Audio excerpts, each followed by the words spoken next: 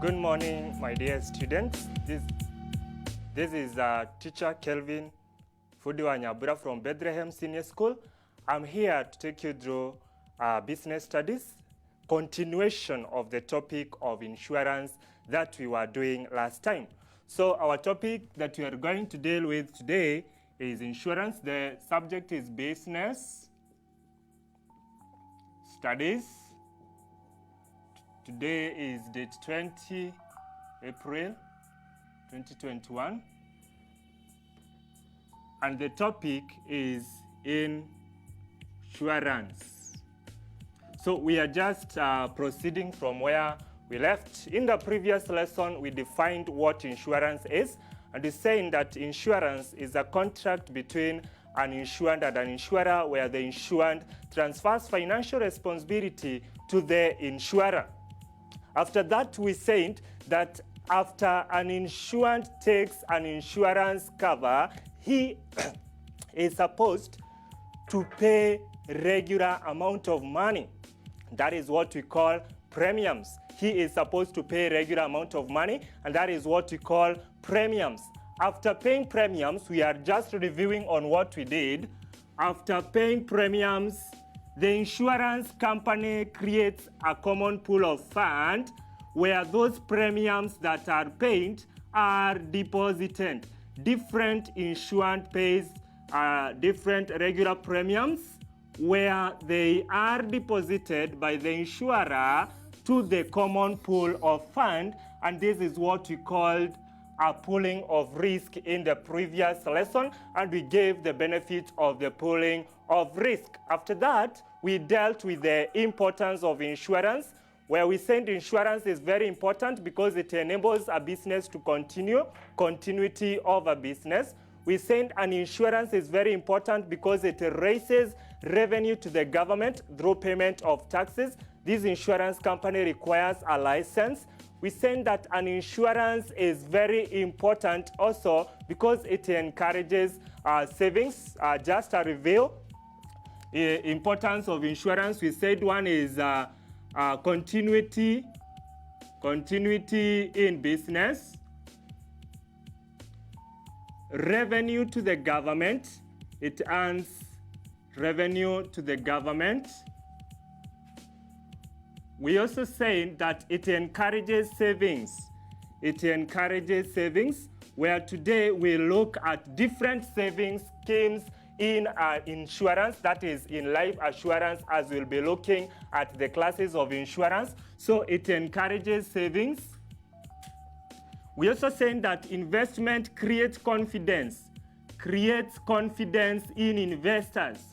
Creates confidence in investors, where we say that an investor can venture into a more profitable business, which is risky, because even if the loss occurs, he is going to be compensated or paid back by the insurance company.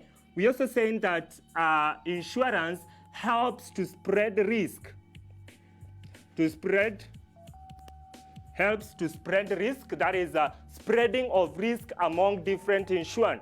The insured who has paid a lot of premiums to the insurance company maybe does not suffer a loss, but the insured who has paid less amount of money suffers the loss. So that risk is spread among all the insured who has paid that money, so that this insured who has suffered the loss can be compensated. We also saying that insurance company is important because it encourages investment. People can invest in insurance company. That is part of what we covered in the previous lesson. And finally, in the previous lesson, we covered the principles of insurance, where we saying that insurance has principles, the code of conduct, the principles that govern insurance. And that is the principles of insurance. That is what we looked at last year, principles of insurance.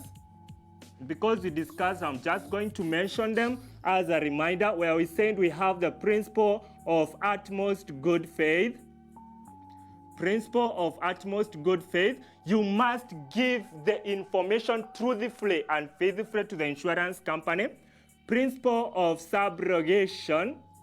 Principle of subrogation, where we say that when the insured is compensated, the wreckage or the remains becomes the property of the insurance company. For example, if you have a vehicle that experiences an accident, you will be compensated, and then the wreckage becomes the property of the insured. Principle of indemnity. The aim of the insurance company is to return back the insured to his former financial position. The other one is principle of insurable interest. Insurable interest. You only take an insurance cover from a property that you are having a direct gain from, such that if the loss occurs, you are going to suffer direct loss. We also talked about the principle of contribution.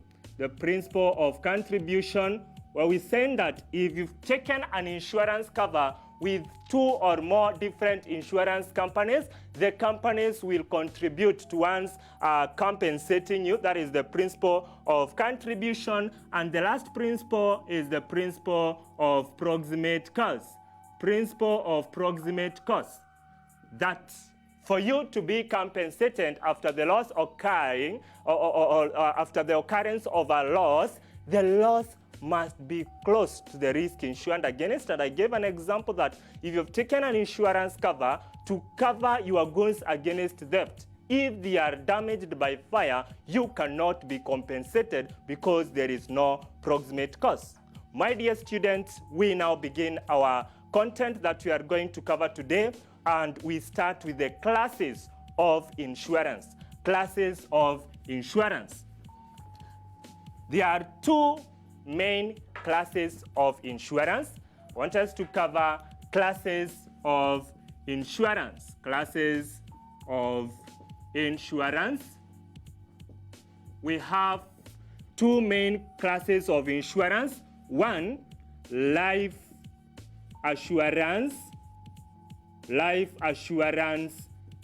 And we have general, also known as property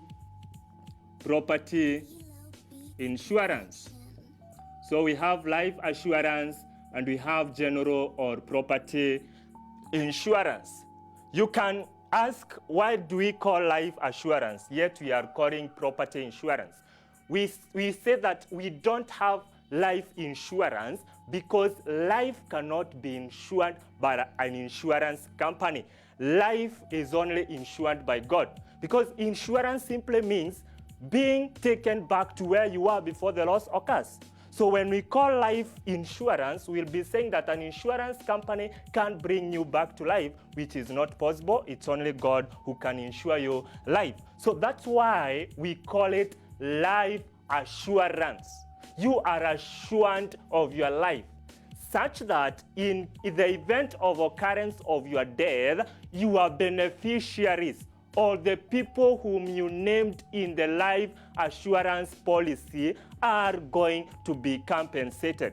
Then we have general or property insurance, which exclusively covers property. Like you have a premises, you have a vehicle, you take a property or general insurance cover against. So we begin with the first one, which is life assurance policy. Life assurance policy, that is the first one. Life assurance. Life assurance.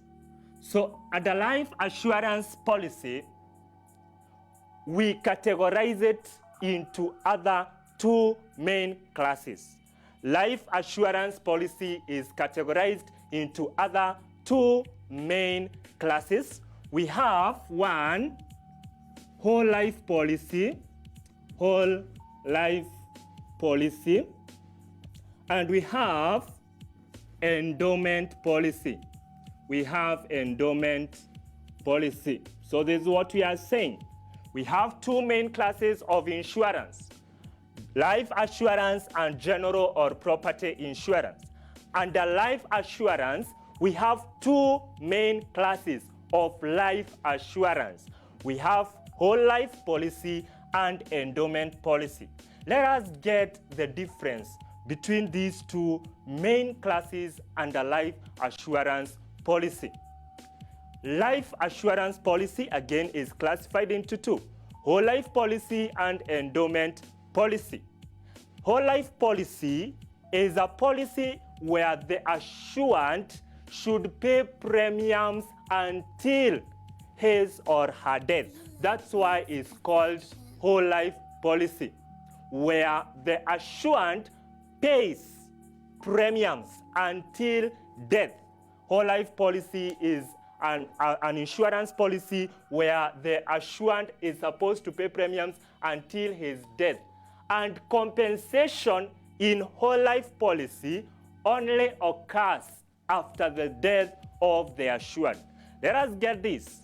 For example, you've taken a whole life policy with APA Insurance Company. You will continue paying premiums in that company until the time that you die. That's when you'll stop paying premiums. So compensation, or you will be paid back after you are dead. So you are not going to benefit, but it is your beneficiaries or your dependents, maybe your children, who are going to benefit from the whole life assurance policy compensation. That is whole life. Endowment policy is a policy where benefit goes to both the assurant and the beneficiaries. Because in the event of death of the assurant, the beneficiaries are going to be compensated, and still, if the assurant is not dead, he can be receiving some regular amount of money after expiry of a given period of time. So, in short, endowment policy is a policy whereby you pay premiums for a given period of time. Then after expiry of the given period of time, you stop paying premiums and you will be compensated.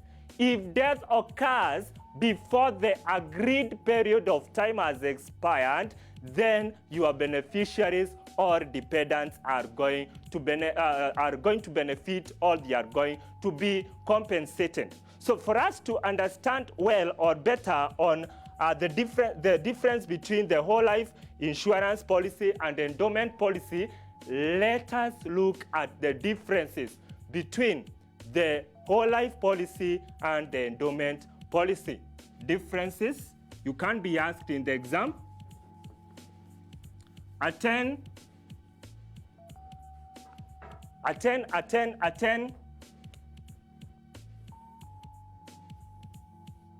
10 marks question. Differentiate between whole life policy and endowment policy. Differentiate between whole life policy and endowment policy. So you come up with a table. Remember, both of these policies are life policy. One is whole life, the other one is endowment. So you are told differentiate or give differences between whole life policy and endowment policy. One difference is, in whole life policy, premiums are paid throughout the life of the assured. Premiums are paid throughout the life of the assured. Premiums are paid throughout the life of the assured. In endowment policy, premiums are paid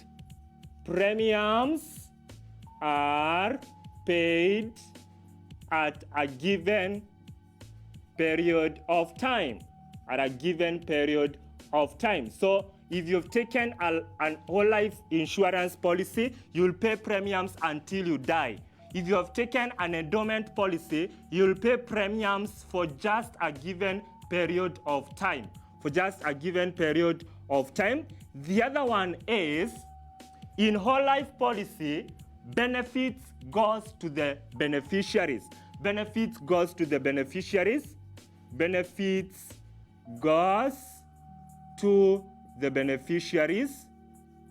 or the dependents. Let's call them the dependents. Benefits goes to the dependents. Well, in endowment policy, benefits goes to both to both the assured and the dependent. So only the dependent benefit in whole life policy because compensation happens after death, while in endowment policy, benefit goes to both the assured and the dependent. And the assured benefits if he does not die after the expiry of agreed period of time, while in case of death of the assured, then the beneficiaries or the dependents are going to get the benefit because compensation does not only occur after death, but compensation may occur after expiry of an agreed period of time. The other difference is compensation happens after death. Compensation happens after death of the assured. After death of the assured, that is in whole life policy, you will only be paid after you are dead. Not you who is going to benefit, but it's your dependents. While in endowment policy, compensation happens after expiry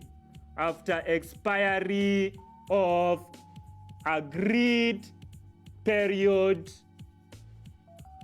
of time. Compensation happens after expiry of agreed period of time. And finally, whole life policy aims at financial security,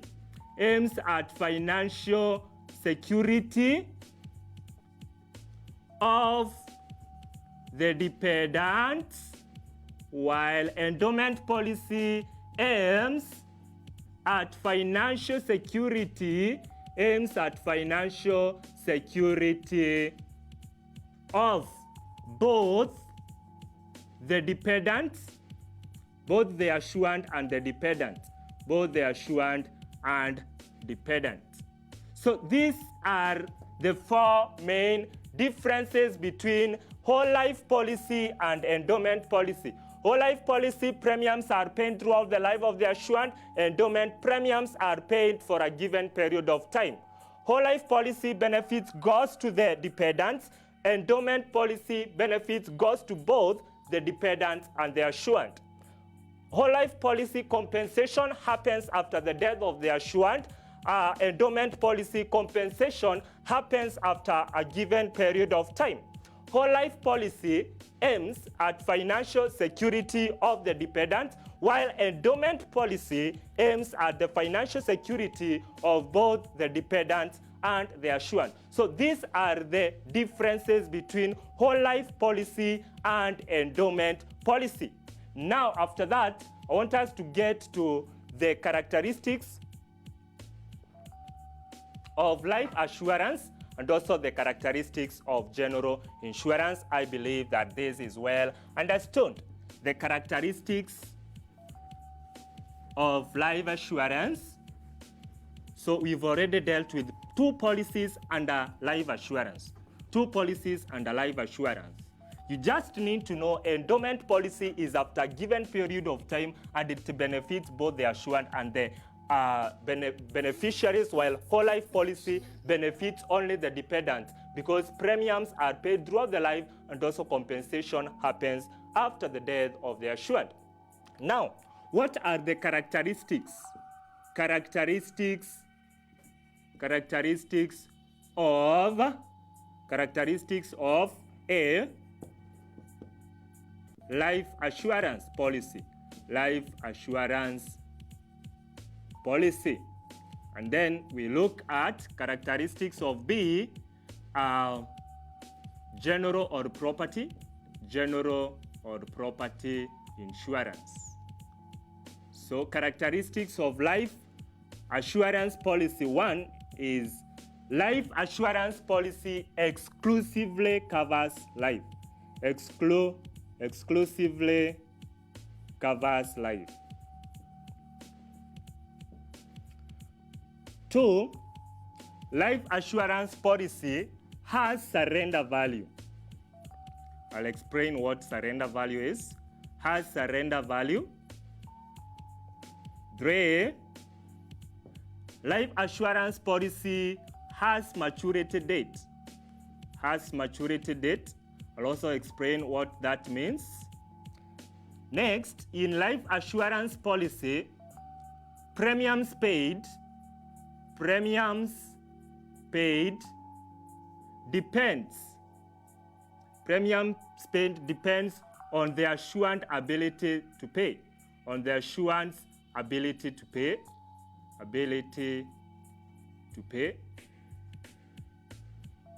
And 5, life assurance policy is a long-term contract. It's a long-term contract. It's a long-term contract and does not require periodical renewal. Periodical renewal. So we mentioned the characteristics of general insurance. Then I will explain, or first, let me explain the characteristics of life assurance policy. We have said that one characteristic of life assurance policy, it exclusively covers life. So you cannot cover property if you have taken a life assurance policy. Exclusively means it only covers life and life only. Has surrender value is the second characteristic. This is the meaning of surrender value. Surrender value is the amount of money that is refundable to the assurant if he or she terminates payment of premiums before the expiry of a agreed period of time. Listen well. Surrender value is the amount of money that is refundable or that the insurance company refunds to a life assurant. That is a person who has taken a life assurance policy if he or she terminates payment of premiums before the agreed period of time. So it has surrender value. If you say the agreed period of time was 2 years, and you say that after 1 year you are not able to pay premiums, you'll be given part of the money that you had paid in 1 year. That is what we call surrender value. Has maturity date. Maturity date is that expiry date. That it is a contract that, for instance, we said there are 2 types of life assurance policy. And we said in endowment policy, premiums are paid for just a given period of time. And compensation happens after expiry of that given period of time. That is what we call maturity date, where you are told you've taken a life assurance policy, that is, you have taken a life assurance cover, and then this cover, you'll only be compensated after 2 years. So that date that it expires is what we call maturity date. Premiums paid by the assured depends on the assurance ability to pay in life assurance. How much do you earn and how much can you be able to pay as premiums? Life assurance policy is a long-term contract and does not require periodical renewal. You don't keep on renewing a life assurance policy like the way we renew a general or property insurance. So the characteristics of general insurance, now we got to general insurance. The characteristics of general insurance are like the opposite of the characteristics of life assurance. One characteristic of general or property insurance is that it exclusively covers property. General insurance covers property and property alone. 2, has no surrender value.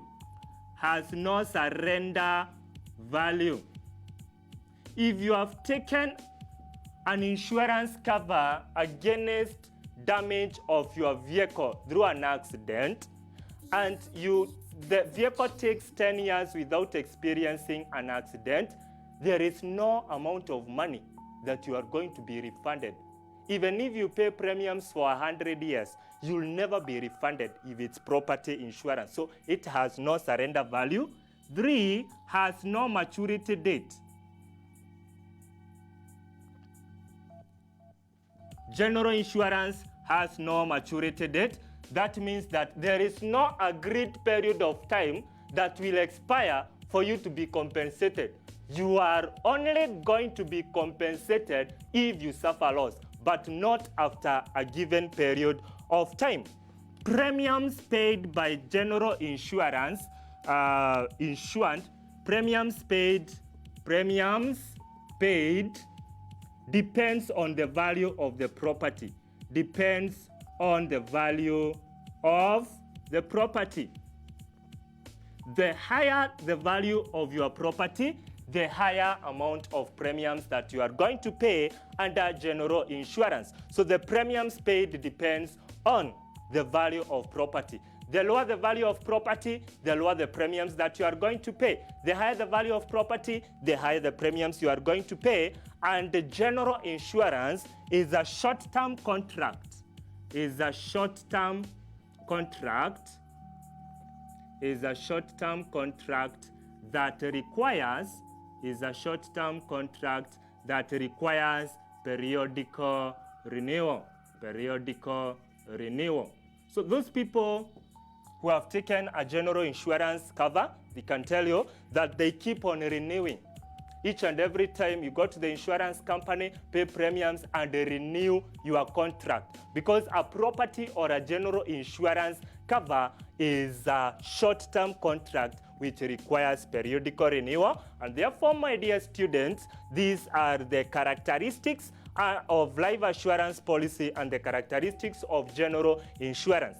If in the exam you are asked the differences between life assurance and general insurance, you will use these characteristics. The way we have analyzed the 5 of them, they are the differences between general and life insurance. They are the differences between general and life insurance. So that is well understood. When you want to take a life assurance policy, or a general insurance cover, you go to the insurance company. When you go to the insurance company, there is something that you are going to do, and there are procedures that are going to be followed. That is what I want us to look at. Procedures of obtaining an insurance policy. Procedure of obtaining an insurance cover. If you want to take an insurance cover, there are procedures that are followed. So we are still moving on well. Procedure of obtaining. Procedure of obtaining. To obtain is to get. Obtaining an insurance. Procedure of obtaining an insurance policy.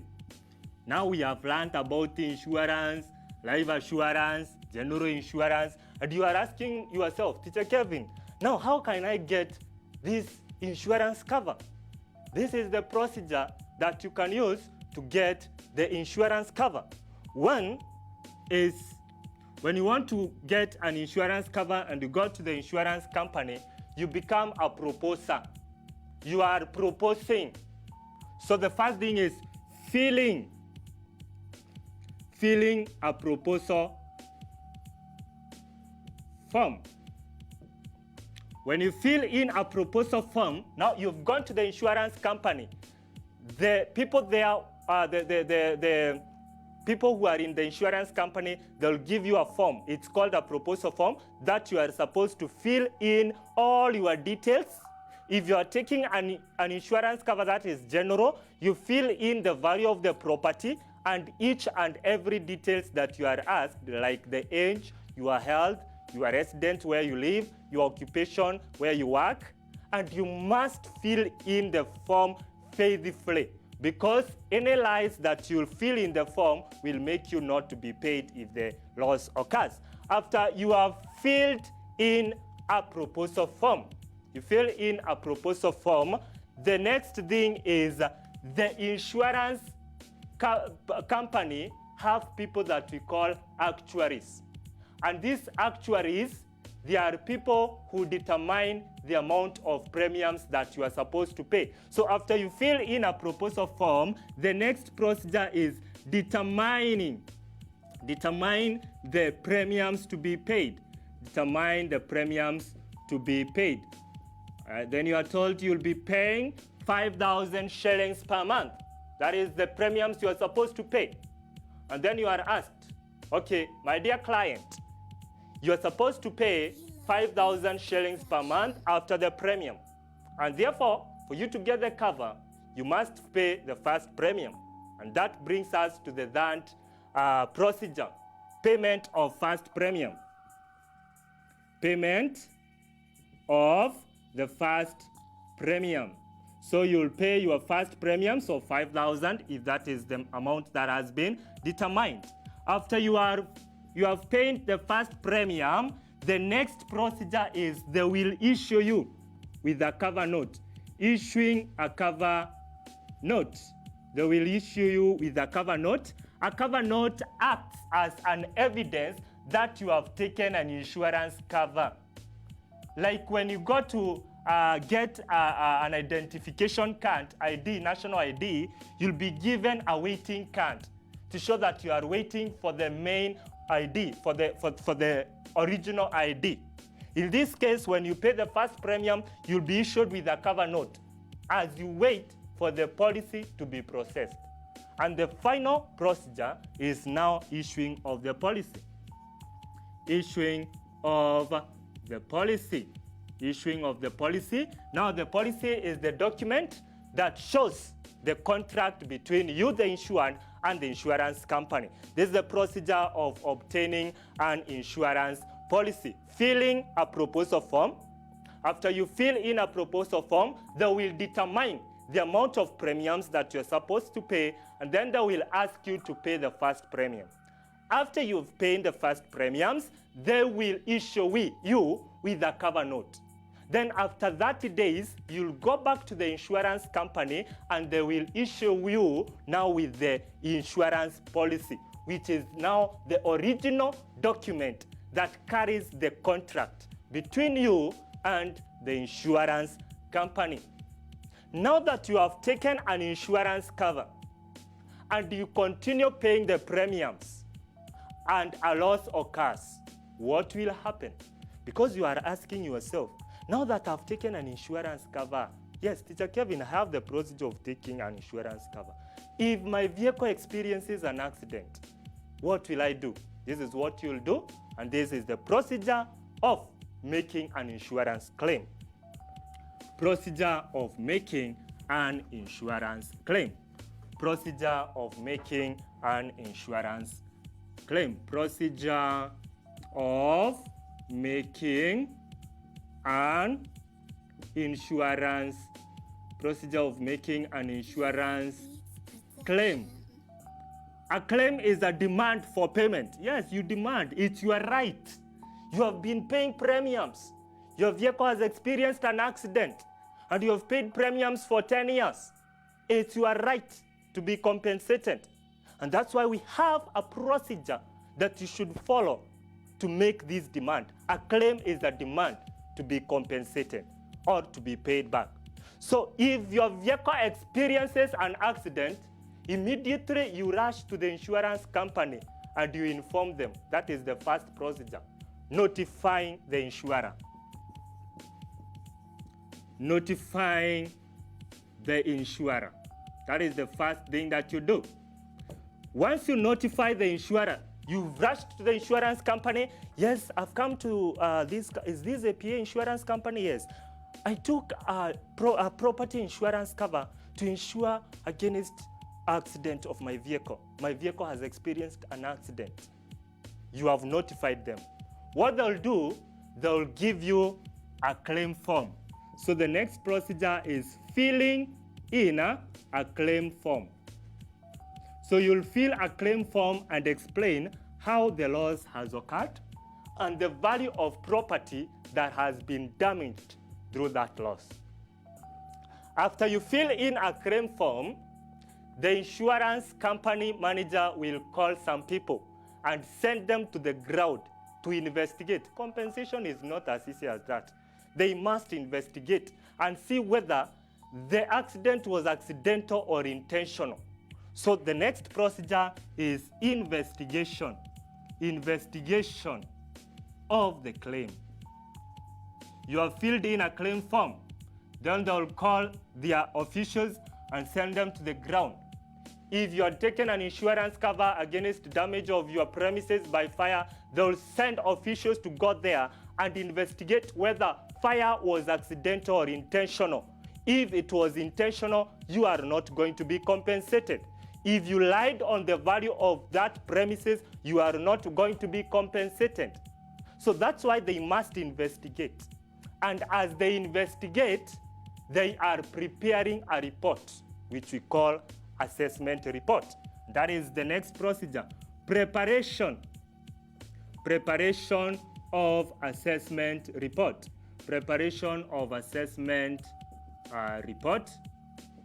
This is a report that gives the details on what they have found out or the findings from the investigation that they have been doing. So preparation of assessment report. And then finally, the manager or the officials in the insurance company will go through the assessment report and establish whether you are supposed to be compensated or not. So from the assessment report, if they establish that indeed you are supposed to be compensated, that brings us to the last procedure, compensation or payment of the compensation or payment. So payment is made to you, or compensation, where now you'll be compensated because indeed after investigation it has been established that this accident was accidental, this damage was accidental and not intentional. So this is the procedure of making an insurance claim. If the loss have occurred, you go to the insurance company, notify the insurance company that my property has been damaged by fire. After notifying the insurance company, they will give you a claim form where you will fill in the details of how the accident happened. After you have filled in a claim form, they will send people on the ground to investigate the claim and establish whether truthfully the claim was accidental or intentional. As they are investigating, they will be preparing an assessment report. This is a report that shows the findings of what they have found on the ground concerning the claim that you made as the assured or the insured.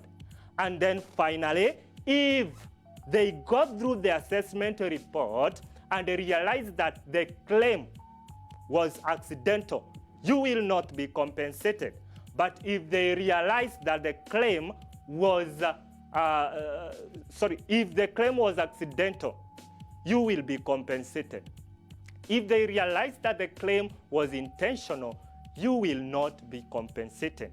And therefore, the last procedure of making an insurance claim is where now they compensate you or they pay you back and return you back to your former financial position according to the principle of indemnity.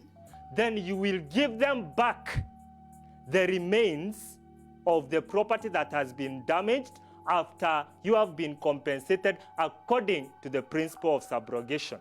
And you'll only be compensated if you have talked the truth according to the principle of utmost good faith.